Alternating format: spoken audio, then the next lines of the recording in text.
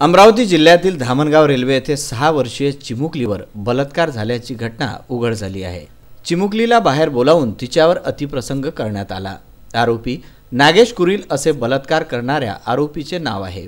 घटना उघडकीस आल्यानंतर मुलीच्या आईने पोलीस स्टेशनमध्ये तक्रार दाखल केली। पोलिसांनी तात्काळ आरोपीस अटक केली असून पोस्को कायद्याअंतर्गत गुन्हा नोंदवला आहे।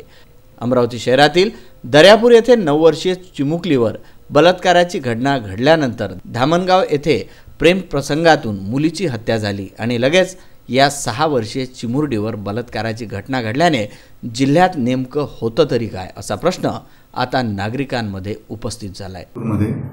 काल दिनांक 6/1/2020 रोजी दुपारच्या वेळेस एक लहान मुलगी घराजवळ खेळत असताना आरोपी याने तिला बोलवले आणि तिच्यावर अत्याचार केल्याबाबतची तक्रार पोलीस स्टेशनला तिच्या आईने दिलेली।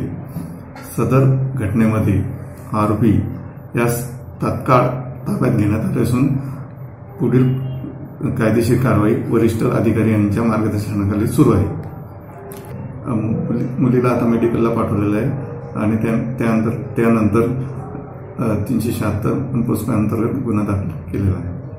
विदर्भ न्यूज करिता धामणगाव रेल्वे येथून चेतन कोठारी यांचा हा वृत्तांत।